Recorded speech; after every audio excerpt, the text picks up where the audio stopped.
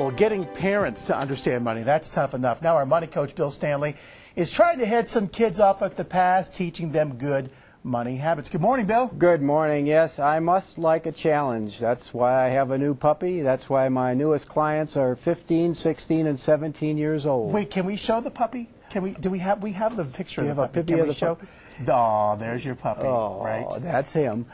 Mom wanted these kids to learn something about money while they're still in high school. And have you ever dealt with anybody else's teenagers? I mean, it can only be described as interesting. Like dealing with a puppy. Like dealing with a puppy. When I first met the 17-year-old, I asked her, well, how are you doing? And she said, in the high school equivalent, I'm having a worse than awful day. Then she looked at her mom and she said, Mom, you told me to be honest with him. I later learned that the real issue was, I'm not sure why I'm here with a money coach. I don't have any money. So my challenge was to try and get to relate to them. So I used some stories and anecdotes. I told them about ants. You know, the question is, how much food does an ant save in the summertime for the winter? And the answer is all he can, which is, of course, just the way we should save money. I told him, pick up that penny. It doesn't buy much, but it's money, and you've got to respect money. Well, the answer was that if it's tails, that's bad luck. And then I had to come back with, well, the luckiest people are the ones with the most pennies. Well, it's funny you mentioned that, because I, too, sometimes if I see a penny with the heads down, I go, that's bad luck. Yeah. And when you were talking about this topic, I thought, that's a really good point. Money is money. Money is money. Respect it. Right. I'm trying to take them on field trips, too, to the bank, and I'm taking one to my stylist, who's 20 years old, owns her own company, owns her own house, and has tattoos. Now, the girls can relate more to that than to me, because right. I'm older and I don't have any tattoos. But you are giving them some advice. I am, and I'm trying to, I've had 2 meetings, one more, and I'm trying to get some things that they will remember. And here's what I've come up with so far.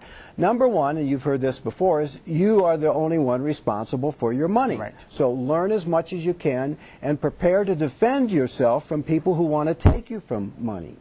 And when it comes to buying things, you've got to buy smart, because there's more things to buy out there than there is money to buy it with. And I know there's a lot of peer pressure with the teens to buy things when they're out together, so I'm going to tell them, well, you just say, I've got to check with my money coach first. That's better than saying, Mom won't let me. Right, right. And it might raise the issue, what, you got a money coach? They might have some clout. Right. Maybe the third tip is probably the most important one. Be careful of credit. Credit is used only when you don't have the money to buy it, and that's a house and maybe a car. Everything else, you should have the money saved ahead of time before you buy it. Now, I'm hoping something will rub off on these guys. I've given them my email, and I hope in the months or years to come I at least get a money question from them.